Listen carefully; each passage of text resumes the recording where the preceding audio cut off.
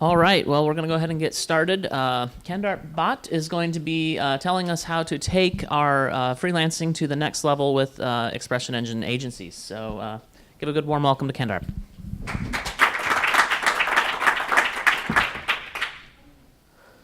So good morning to all the way from India, right? So I was wondering when I came here in this morning session, and I was seeing that a lot of people are here, and it was like I was thinking, is the speaker is kind of well dressed and kind of cool? That's people coming here, or is it the breakfast thing that even people wanted to get that done first and then wanted to come here?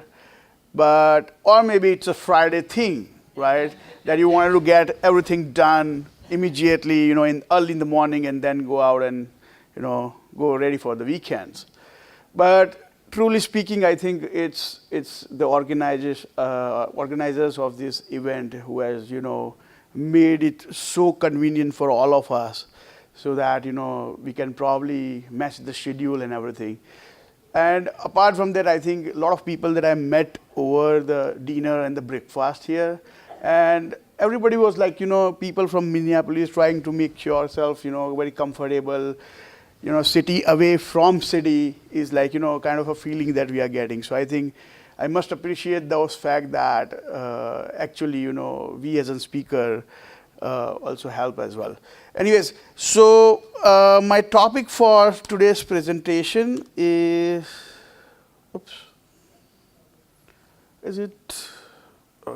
yeah, taking freelancing to the next level and starting your own ExpressionEngine. So that is I would like to start with the story behind that.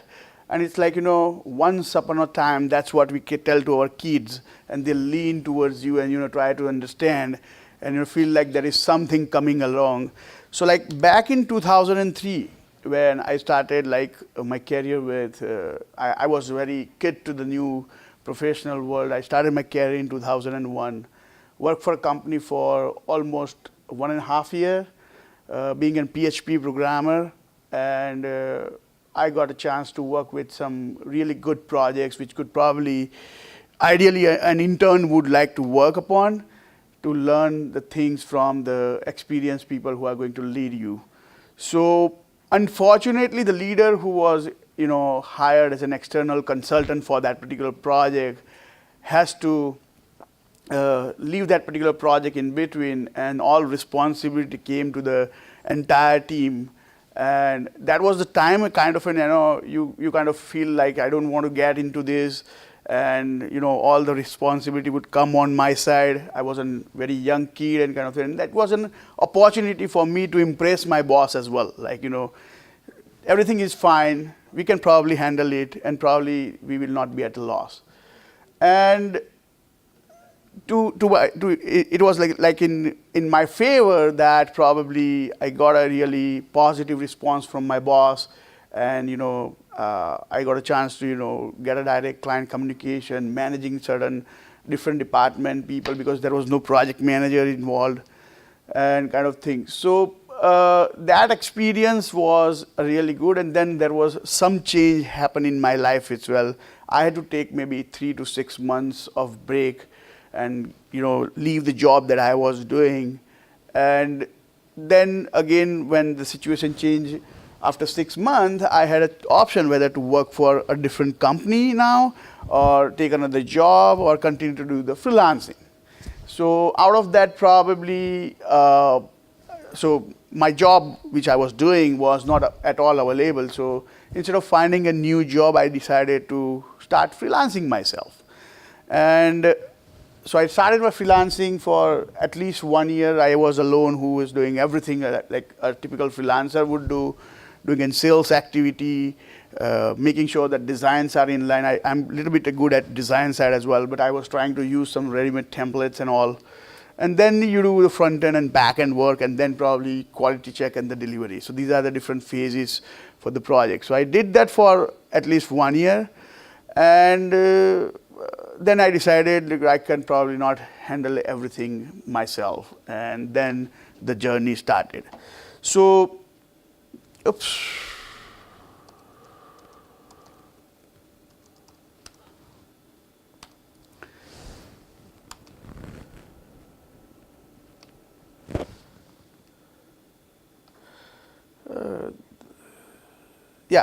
So before I go into this presentation, I wanted to present some of the statistics which I have collected over the last 17 years, and meeting people in the networking events and all. And to our surprise, there are more number of freelancers who exist in this world who works more than 8 hours a day compared to any CXOs or CEO. So we decided to choose a freelancing career because we wanted to work ourselves. We wanted to have time, freedom, and everything. But on an average, if you find that, and if you talk to any freelancers, probably they might be even working on the weekends, on a Friday, like Saturdays and everything as well. So that is one reason that I found. Other is that 7 out of 10 freelancers usually laughs, cries, or sweats when their husband, wife, or friend ask them to take a vacation. And it's not only to say yes to the vacation, but when they are in a vacation, they find their clients sending them email needing an urgent support and all, and that's where probably the problem starts. And they are even not able to enjoy their vacation to the full. And then probably the whole purpose of going on a vacation doesn't serve at all. 70% of the successful freelancers have to turn down the opportunities that come to them in an entire year, like 3 to 4 times. Because you are really good at what you are doing, right? Probably people wanted to do you more work. And you decided a freelancing career because you wanted it to be your way. So sometimes even you wanted to say yes to the client, they have events or something like that, some urgent deadlines. You can't do it because you are the only person that individually working on it. You can't work more than 10 hours, 15 hours, right? So most of the time you find yourself, you are willing to help your client, right? Because they have helped you in past paying your bills. But you can't do it because that's your own limitation. 80% of the individual thinks that nobody else can do the work that I can do, right? And there are around 20 million people who are individually totally self-employed in the US. And this is from the study from the Freelancer Union study. And if that was the true story, every people entire in this room who are individual freelancers, and they can do the job themselves, the best, right? So everybody of us thinks that I can do the job best and nobody else can. But that's actually myth. It's just that you pick up the right combination, right team players, and then probably collaboratively you all can work together. Obviously, there are some difference of opinion that you will always find while working within the team, but it's something that you can justify yourself and convince people probably they adapt to the ideas as well. So having said that, I have taken some assumptions that the audience in this room has some sort of like 1 or 2 years of experience being a freelancer in the industry. So that is the first assumption that I have taken.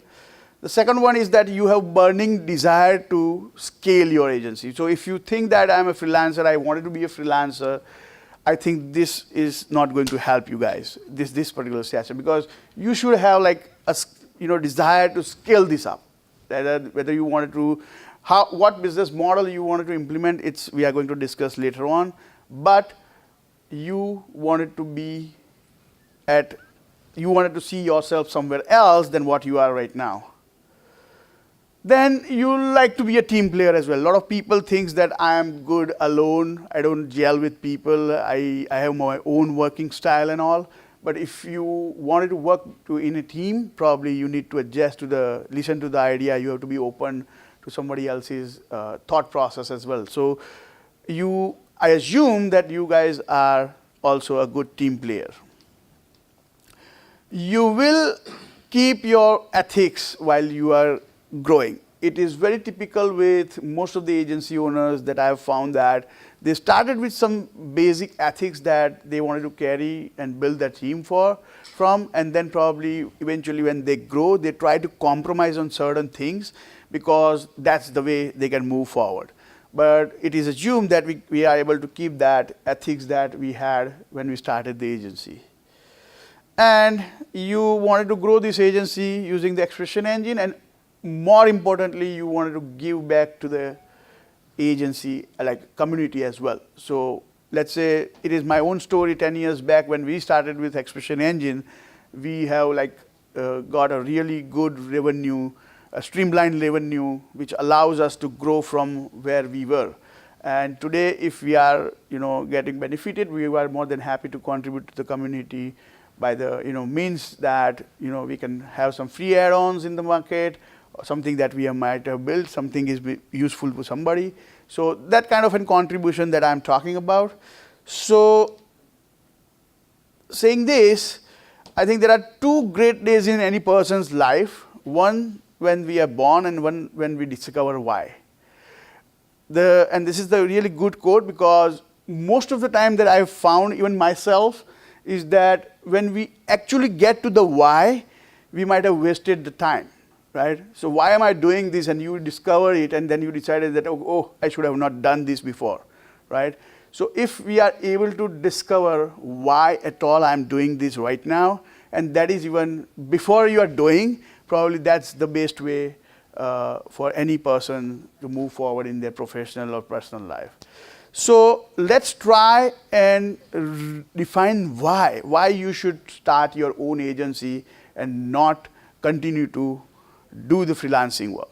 So that's why. So I have 8 different reasons why one should start doing it. One is a heavy workload, more than 8 hours on an average day, as we saw in the statistics. You are spending more than 8 hours in a day. You are compromising with your health. You are compromising with your relationship, or you are compromising somewhere with your own hobbies or maybe interest that you might have.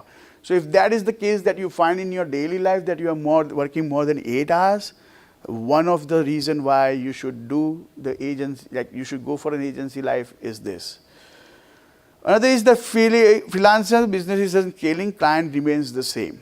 So as an individual, probably you can have 2 or 3 or 4 clients that you can support on a regular basis, and your client list doesn't change at all, which means that you are scaling your business based on what your clients are scaling them.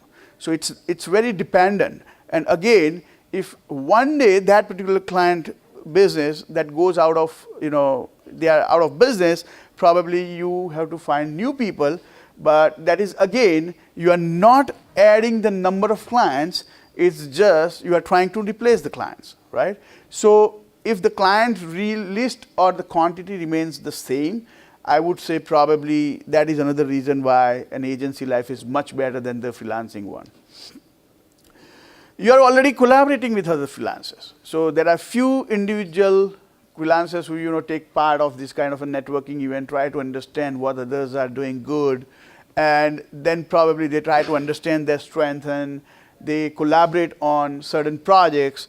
But if you are doing this on a regular basis, which means that you already have a really good amount of work that you get from the market, and probably even if you start your own agency and if you have to employ somebody and you have to take care of those fixed bills, probably you can do it. Why? Because you are already working as in collaboration. And I'm not saying that you stop doing this, but for any future expansion, probably you can think about having people employed in your organization as well. Your availability is about to change. So maybe somebody is becoming a father or mother, and they see themselves, getting more occupied with their personal life. Or maybe touch wood, but if there are some health issue where you might have to take a break from the work, and probably you need to focus on your health side. So in this kind of situation, probably you still need to pay your bills, right? So if you have an agency, if you have people who can take care of that, maybe your senior people, your co-founders, or anybody who can take and run the business, you are still able to pay your bills. So probably that if that is going to happen, probably you can start thinking about starting an agency as well. Your client wants more, means they want you to work on multiple projects for them, or maybe because you have done a really good job, they refer to their friends and the family, and then they wanted you to help them as well. So that is the reason that probably is good for to start an agency. You are really good at team management. So many a times I found that people are really good, not only individual good designer or coder, but they are good at the people management as well. And that is something which is very unique.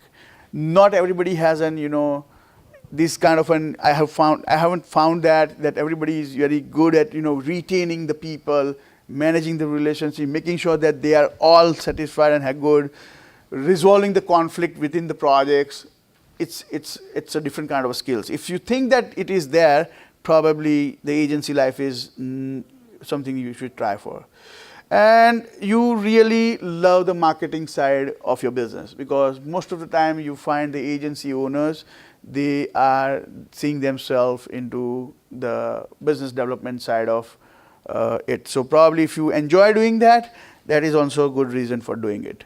And to work with the established agencies. So let's say you being a good freelancers, probably you work with a small other agencies, which is like around 5 or 10 people. But if you wanted to work for an agency which is more than 100 people, if you want to work for them, probably they want you to be an agency rather than an individual freelancers. Why? Because when they subcontract, obviously the larger agency would be into the mid or large scale clients, and they might have like tight deadlines or something like, they need a more number of people that to work on the project, and they do not want to outsource to an individual contractor or freelancer, but they wanted to work with an agency who is also equally accountable for the projects that they take on. So having said that, these are the reasons why we should do it, but there are some pros and some cons as well, being an agency owners versus the remaining of freelancers. So let's look at some of the pros, which is that you have a team and you can support and maintain the multiple clients. So now if I decide to become an agency owner, I can probably have maybe 10, 15, 30 clients, and I can assign a more number of people to, like I have a one person can handle 5 clients and kind of thing. So that's one thing. Another thing is that delegate the work that you do the best and minimize your weaknesses. So as a freelancer, you have nobody to work. You are the one who does everything. But you yourself know that this is something which you have to do it. That's why you are doing, but you are not good at that. So if you have an agency, probably in your project, you have the right people to do the right thing on the right time, right? So and you can probably delegate those responsibilities which you are not good at. So that's another benefit of being an agency owner. And again, you can play with your strengths, because I'm not wasting my time into something which I'm not good at. Probably I will be investing my time into something which I'm really good at. So probably that way my clients would be benefited more, or my team would be benefited based on that fact as well. If you go with the cons, I think you have to recruit, attract and hire the team. So this was not the pain that you had being a freelancer. Obviously, you can hire external consulting agencies to do the hiring for you, but at the end, you need to finally interview them, and you need to make sure that they remain with the organization and continue to support your clients as well. Apart from that, you have to trust the work that others do, which is very hard. And initially I said, everybody thinks that I am the best, but it's very, very difficult to trust. But like I said, there are processes that you can always define to make sure that before you trust somebody, you have some sort of filtering process that you can set up. Whether you wanted to trust them technically, whether you wanted to trust them as a team player, or whether you wanted to trust them as a workmanship kind of thing, there are ways that you can always test them. But once that is done, probably I think you can always rely on others' work as well.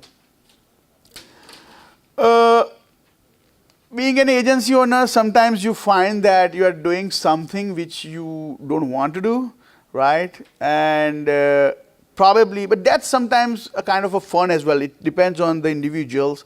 Like, but few people take it like, being an agency owner, I have recruit people, I'm paying these people for doing this job, and now I have to do this job just because I wanted to make client happy, right? So these are the thing that comes to you. But if this comes to you more often in your daily routine, probably there is a hiring mistake, so that should be corrected. But if it happens occasionally, probably it's not that big problem. Like being an agency owner, it's a team, and team means a responsibility. Right now, probably you are responsible for paying your own bills. Once you start your agency, probably people are relying on the monthly salary that they are going to get from you, and you are going to take care of, indirectly, you are going to take care of their bills as well, which means you are necessarily or unnecessarily taking a more responsibility as well, which is a negative side of being an agency owner. But this is something where if you do a calculative risk, and you can, rather than playing to your guts, you play to some of the statistics. If you are detailed oriented, if you work out everything, probably that's not a big problem as well. And the good thing is that you get the paid last. So in my entire career of 17 years, I have found myself, not taking a salary for 3 months, 6 months, and making sure that we pay the bills and the salary for the staff as well. But this is another thing that you should be prepared if you wanted to be an agency owner.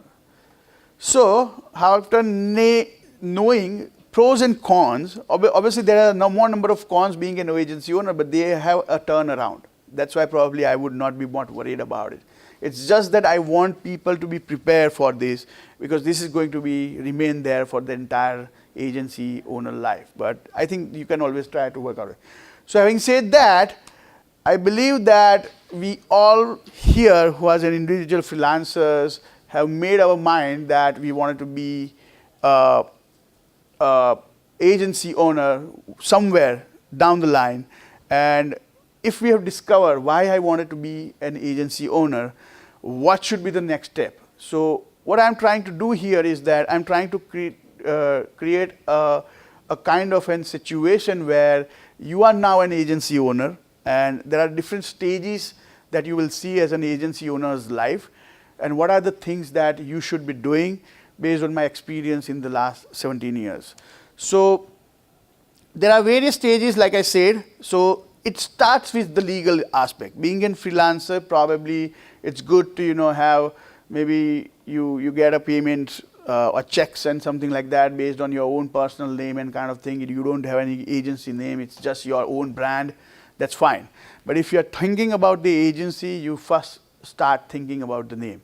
And it's very amazing nowadays, a lot of startups that coming on, and when I ask them that what's the reason behind having this kind of an agency name or brand name or something, and they don't have any long-term vision behind it. But what I personally feel is that when you select an agency name, it should represent something to your client. And not only that, because you are talking about adding more people, you are trying to create the culture in the organization, probably your agency name should tell about it. So for an example, my company name is ZealousWeb. So when I started this business, my friends and relatives always saying that you are very enthusiastic about doing whatever you are doing. So, and what I want is that maybe 10 years, 15 years, 20 years down the line, I want my client to think that every new assignment to give to us, we will have the same enthusiasm that we had on the first day. Or maybe we are in the ever-changing technology world, and every 1 year, 2 years, there is a new framework that comes out, and I want my team player to be having a same level of enthusiasm that they had when they joined my company as an intern. So I decided to have something around zeal, which is like an enthusiasm, and then zealous, and then I connected web to tell people that we are into the web industry. So just like give it a thought to it, and if you can connect it, it's fine. If not, probably you can have any name that you like. Then it comes to this, what kind of agency type that you wanted to build. So there are n number of, like there are 4 or 5 different types of agency that you can build to start, but initially you should be keeping your administrative cost as minimum as possible. So probably sole proprietorship or LLC or S or C Corp is the way to go. I think the best way to do it, being a freelancer, now this is a transition mode for you. You have done everything for yourself in your life, whether it's in everything. So probably you will leaning towards, I can do some Google research, read some articles, know the process, and I can I can create the agency by my own. But I would rather recommend to hire a CPA doing this for you, because you don't know. Right now, maybe 1 year down the line, you know the roadmap for your company, but you don't know how to maybe save the cost, how to make sure that you are compliant with every employment aspect and everything. So probably hiring a CPA is a good choice. Apart from this, next point comes is a co-founder. And this is, I think, the most important thing in anybody's agency's life. So I've seen many business owners that remains at the same team size, like 40, 50, or maybe 70 back in India. Maybe here it could be a 15 or 20 people. And the only reason that I found is that they don't have somebody who is either equal or maybe minor partner in the firm, which means that everything that comes to for the agency is come on only the shoulder of one person. If you have a co-founder for your company from the beginning itself, probably you can have, you can have an all discussion about sharing the responsibility and all, and probably you can work in an individual direction, and probably you have somebody who is actually having some sort of a feeling that they also have an ownership in the company. So when you select the founder, probably I would recommend that replace your weakness rather than complementing your strength. Which means that usually when two people together, they talk about the same subject and they see that we both like to work the same way, but that is on the same thing, then probably you are not you are not actually adding any value. You are just doubling the skills, but you are not adding different kind of a value. So what I would suggest is that if you are a programmer, find a co-founder who is a designer. Or maybe if you are a good salesperson, go for somebody who is a technical person. That way, probably for the entire life, you will be dependent on each other. I've seen that a lot of agencies that has been formed and have not last for even 1 year or 2 years, because it's like a relationship in our life. You need to find some sort of dependency on the other partner. So I would say, when you do a selection for the co-founder, try and replace your own weaknesses so that probably every time in your life, you actually have an importance of the other person that we are working with. Another is the same level of drive and motivation, which means that somebody who is very clear what they want to do maybe in 5 years or 10 years of life. It's not something like you are getting into the venture where you are taking a more headache, taking care of more bills and kind of thing, trying to earn more money. So make sure that they have the similar desire and drive to be with you for a longer period as well. And discuss their work circumstances. For an example, you have to decide all the things into written that probably this is what we are going to do if the things doesn't work out the way we want it to be. So you should ideally be talking about these adverse situations as well. That way probably you can, even if you are departing with the, let's say, a smile. And that is the most important thing in our business life. Moving to next, I think you will be thinking about an office, which is again a huge cost nowadays in the United States. So when you think about the offices, you don't want to change your location too many times. Probably think about expansion. If you are wanting to start your agency with 5 people, think about you should be able to accommodate around 15 people, not just the 5, because you are doing it with the positive reasons. You will be putting your efforts. You have a good team players. You should be expecting a growth for the company. So probably 70% of the time I've seen that you need when you move to a place, probably 1 year down the line, people need another place as well. And then they regret why I haven't gone for something else. So think about expansion, transportation expense, accessibility. If you have wanted to work, like I've listened to some of the conversation, and few people say that they want people, their team to be in one place and kind of thing. Then in that case is probably you need to make sure that whomsoever, like whatever location you are choosing, irrespective of whether it's an expensive or not, probably it is accessible for your staff member rather than how convenient it is for you yourself. Another modern way of doing it is the remote team, which is very cost effective, and being an agent, like if you are just transiting from freelancing to the agency model, I would rather recommend the remote team, which only requires a monitoring, or maybe I would say a review meetings, maybe once in a day, 10 minutes or 15 minutes of stand-up meetings with the team who is working remote, probably that will do. So in that case, you have 3 different options. Either you can have an onshore remote team, which is within the US, right? And that is like, it's just a different time zone, which is like, somebody is in Texas, somebody is in Minneapolis, or somebody is in California, kind of thing. And then probably you just need to adjust 1 hour. So that's one way of doing it. And you might have to do this for certain services, which I'm going to explain in the later. And then nearshore is another option.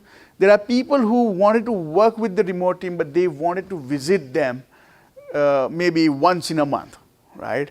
So if you have something like, in Mexico or maybe Canada or something like that, if you have a nearshore team there, probably you can go out there, meet with them maybe on a monthly basis, and you can do it. And then the third and the most cost effective is the offshore way of doing it, where there are not only the cost effectiveness, but there are companies that I know that using this time zone as their advantage. So what they tell to their customer is that we are 24-hour up and running. So when you guys are working, probably we are there back in India sleeping, but when you are sleeping, we are working. So people are using to that advantage, and they tell to their client that this is our offshore development facility where you get a 24-hour support. So anything that goes down, probably you need to not to tell the client that I can do this tomorrow, or maybe something like that. So people are using that as well. So that is another way of doing it. And there are ways to find these remote teams that you wanted to work with as an agency owner. And it's like, you can always, one of the biggest mistake that people does, working with the offshore team or maybe nearshore team or maybe an onshore team, is that they don't do the due required diligence for identifying the team that is right for them. So there are ways they will be asking for, some of the works that they might have done for their in past. But I would recommend that always try to speak to somebody whom they have served. So always ask for the, maybe referrals that, we can go out and speak to them, and probably then you can speak who is from your own country and you ask about their experience with them. So always go ahead and request that, and probably you can find the right team. If you decide to, let's say, I wanted to start hiring people, I think only thing that you should be worrying about as an agency owner is the 6-month cash in your bank, because you are not going to have work for them from day one, and probably you will be paying the bills or maybe salaries from your own bank account, and then probably they will start producing a work for you, and then it would be helpful. So all thing that you need is that a 6-month cash in your bank account, and maybe hire the professional, not just the experience. A lot of the people that think that if somebody is experienced, probably we can hire him, but the thing is that there is a zero potential in terms of, we wanted to change them in our own agency model life or something like that. So I, being an agency owner, always look for a person to have a potential to grow in terms of technically, because with the Google, a lot of code is very bit available. You can probably do the things and kind of thing, you can learn about it. But it is very hard to change the people's mindset. So I would rather say, when you hire people, make sure that you just not focus on the experience. Obviously, if you get an experience with that potential, that's fine, but the priority is the different. Every first occasion in your agency life. So there will be, you have a team of around 15, 20 people now, and being as a team, you will be achieving certain things. And every first occasion you should, let's say, a mobile app developed, that is the first mobile app developed within the company, probably you should be, celebrating that as well. And apart from this, let's say a first add-on that you might have launched on maybe a platform, like you should be celebrating that as well. So every first thing within the organization should be acknowledged and kind of thing. Then it comes to the celebrating the days, which actually improves the bonding.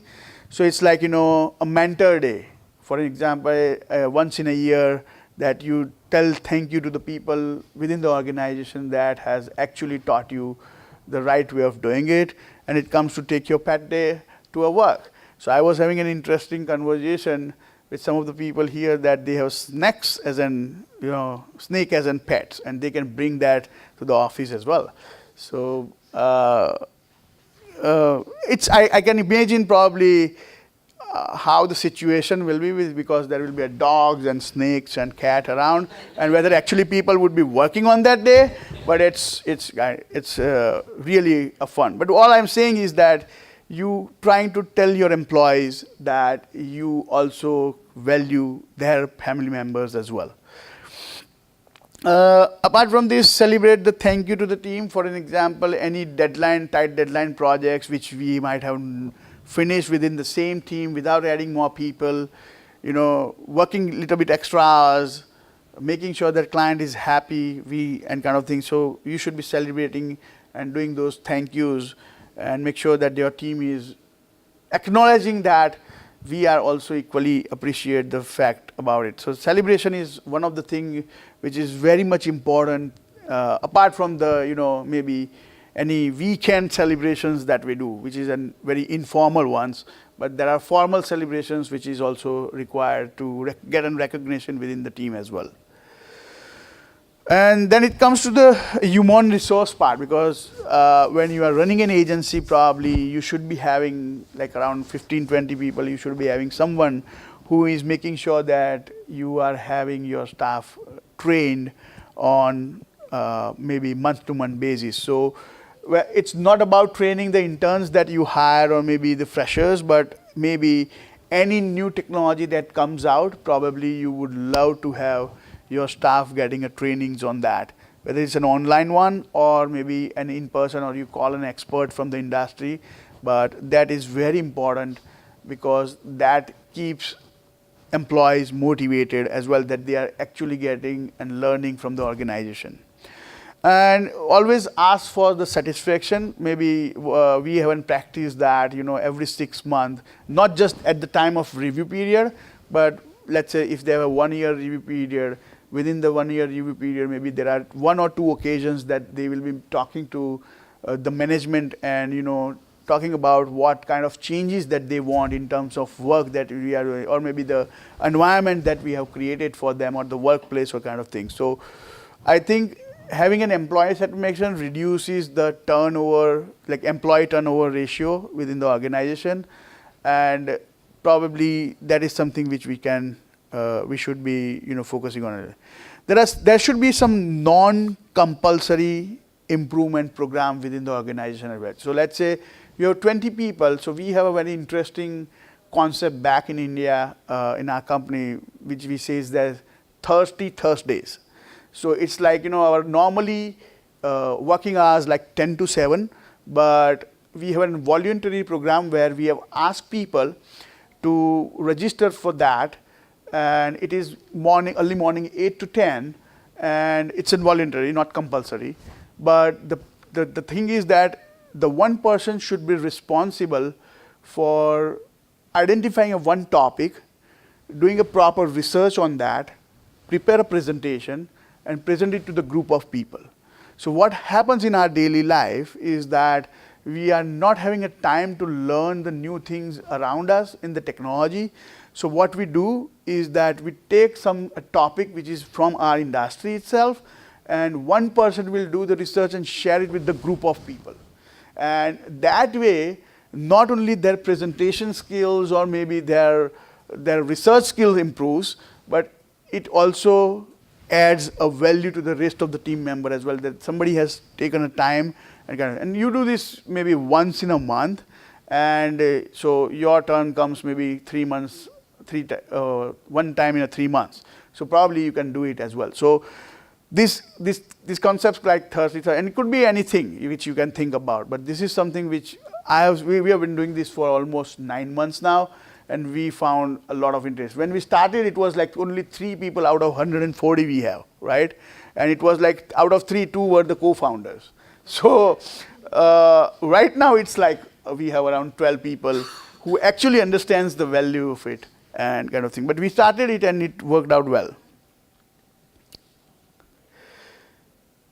Okay, then it comes to the sales and marketing. I think this is one of the most important thing for any freelancer who wanted to be an agent, get into the agency life, and they need to be focused on how to sell these things so that probably they can get more work.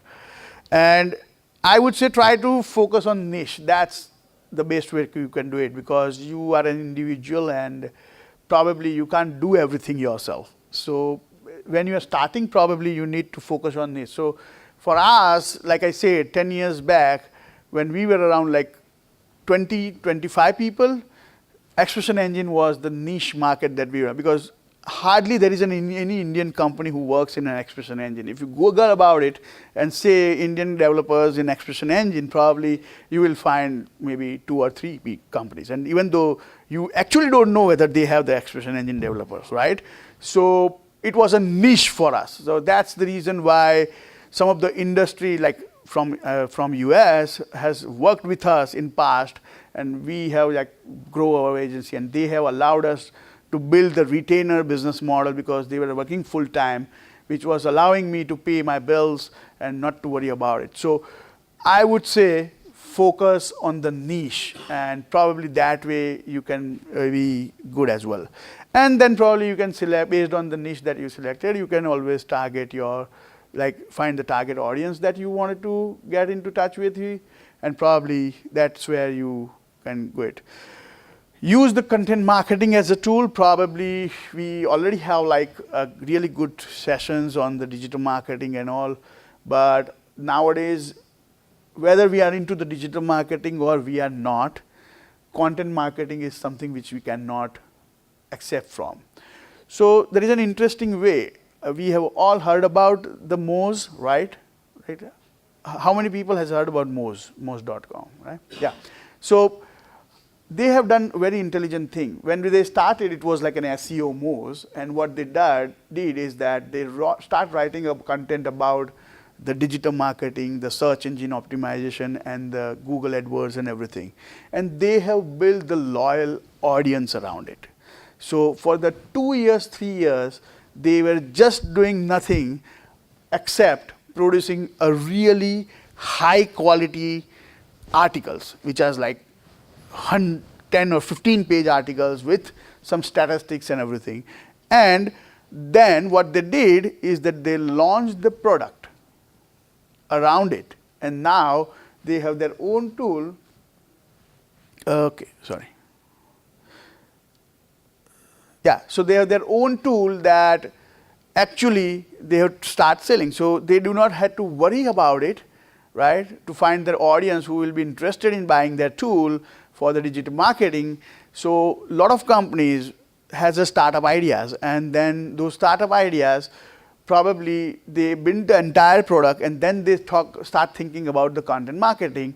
But rather like thinking about the sales, the modern way of doing it is that start doing the content marketing around the product that you have in mind. So in our case, it's a service that we are selling. So there is no way other than contributing and selling the things in the way that you help people solving their problem rather than what you want to sell them. So just focus on solving problem people's and write an articles, publish it on various, it's not just the article, it's a lot of things like videos and infographics and everything. So you have to build and distribute these different content all over the platforms as well. And then it's going to the part of because we are into the B2B industry, it's always helpful. So I've been to a lot of networking events. Maybe I usually make sure that I attend maybe 4 or 5 different networking events in an entire year. And probably that's where you make a really good connections and you try and maybe, you know, utilize the services that you are really good at. So I think that is another way of, that you can build your sales and marketing team. Apart from this, I think another way for you is to build even a small free product so that you can actually understand who are using this, and then probably you can try and reach out and say that if they need any help around that solution that you might have created. So always try to create or build something for free and give it to the people so that they use it, and then probably you ask for their contact details or maybe minimum thing, and then probably your sales team can reach out and do the things. One of the things that I forgot to add into this slide, but it is like that when you hire a salespeople, the common mistake that we do is that we only hire a one person, because to keep the cost down. I would rather be smart and hire 2 part-time salespeople over a 1 full-time salespeople. The reason is that sales is all about competition and motivation. And if you have only one person doing a sales for you, probably he end up giving you reasons when they don't achieve the sales target. But if you have 2 people, one person is achieving, you can always show them, right? So being an agency owner, I would rather hire 2 part-time sales people rather than hiring one, or probably in the ideal world go for a full-time one, because when it comes to part-time, probably the dedication towards the work is also a part-time. So go for a full-time and probably try and give them an environment where there is a competition. And then probably you help them achieving their target. It's not just that you tell them, I need a business like this, and then probably you sit back and relax, and at the end of the month, you see what are the numbers. It's like you need to work with them, you need to be on a sales call and probably help them closing those deals as well. So the last part, which I think I was talking to somebody about, you know, what are the challenges being an agency owner that I personally facing is that obviously we have the SOPs for each and every department within the agency. So it's a sales process or prospecting, whether it's a human resource thing or quality control or operations or scoping the work or anything. We have a standard processes that we have defined, and that processes probably help with, you know, because you don't have a time to talk to everybody, but if they have an access to these standard operating processes, probably they will always look at it and probably make sure that they take their right decisions when they need it. So having an SOP for every department in an agency is very must. And then you should have some sort of connecting systems, like you might be using the CRM, you have your own billing system, you have a project management tool as well.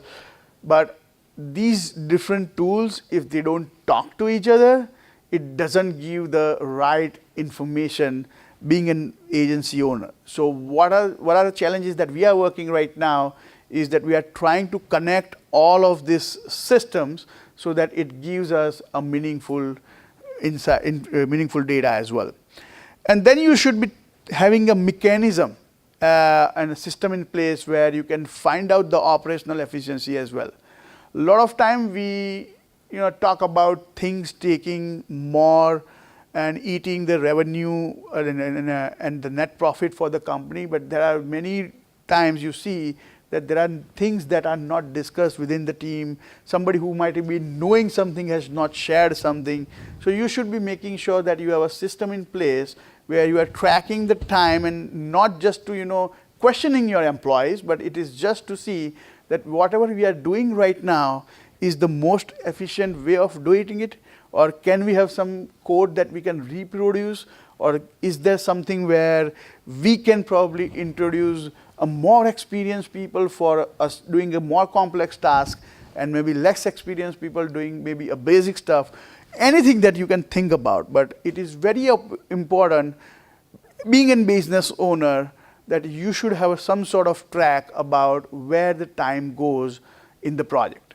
And if that has to be reviewed, not for every project, but maybe once in a 3 month, probably what we do is that we select one project which has like more number of team member and has a more number of features and functions that needs to be achieved, and then we call all the team members, and it's all constructive feedback. It's not like pointing the fingers and only identify the problems with the project, but it's also about learning what went well for this particular project, which can be carried over to the next as well.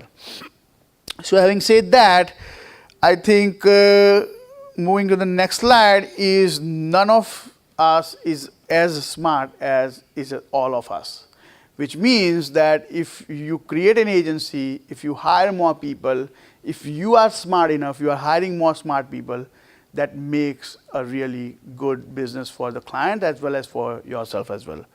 And having said that, being an agency owner, I is the least important thing, and that's why I kept my introduction at the last, because I'm the one who is nothing. It's my company or my team is the best thing. But anyways, you always wanted to know a little bit about the people that you are listening to. So myself, Kandarp Bhatt, founder and CEO of a company called ZealousWeb, and which is based out in India. And I used to be a part of a lot of networking events. I got a chance to speak at the WordCamp event, which we host back in India, which is around like 900 attendees in my city. I also got a chance to speak concept called Barcamp in Los Angeles last year.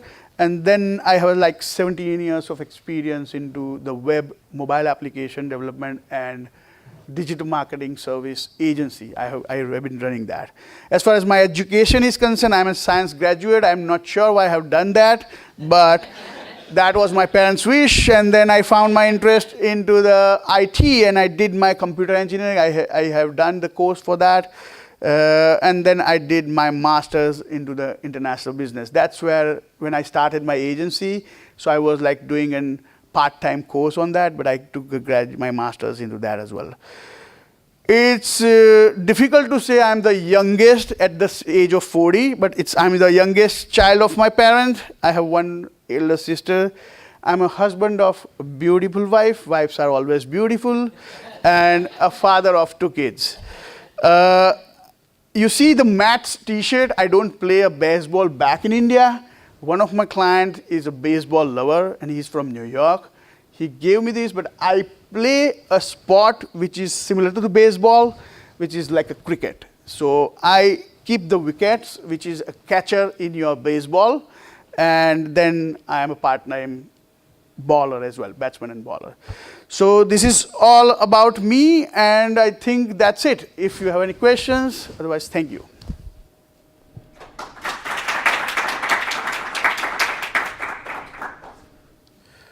Yeah. So it's a fascinating journey that you laid out.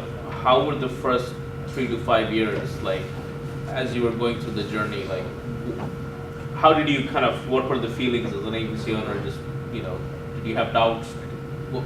Could you just share the mindset that you had then? Good. So being an agency owner, it's like, we talked about, what are the other flexibility that you get being an agency owner. For the first 3 months, it was like I was doubling the work being in freelancing. So I was like working 8 hours being an agency owner. For the first 3 years, I spent around 14 to 16 hours in the office itself, right? So I was actually taking a more pressure, but that was for the long-term vision that I had, because I was knowing that one day when I have all this system and people in place, probably I can take myself off from this. So yes, the first 3 years are always, and probably you have an external pressure about, paying to somebody as well, which I was not having previously. So it was, I need to take care of their luxury lifestyle. I need to take care of, their preferences as well. So I found myself pretty much involved into the sales process. Earlier I was doing like 70% of the programming work myself and 30% of sales, because I don't need to find a lot of work to do it for me. 1 or 2 clients that I used to work was sufficient for keeping me busy. But then now I became an agency owner. The first thing that I started was with the sales thing. So I was like, it was completely reversed. Like, I was trying to do more often sales, and then probably whomsoever I employed, probably I was finding the work for them as well. So typically it was like in a night time when everybody is sleeping, I was doing in sales work, which was working well because I usually had a client from US. So that was the story for me. And then from the daytime when I see people around me, I try to solve their problem or give them a training or kind of thing. So I used a different time zone, but there were days where I slept in the office. But that's something that you are prepared for. You are not prepared for next 3 years. We are talking about 20 years down the line. And if you wanted to see somewhere, probably you need to take this pain. Any other question? So 140 people is quite a lot of people to manage. Not in India. Okay. Not in India.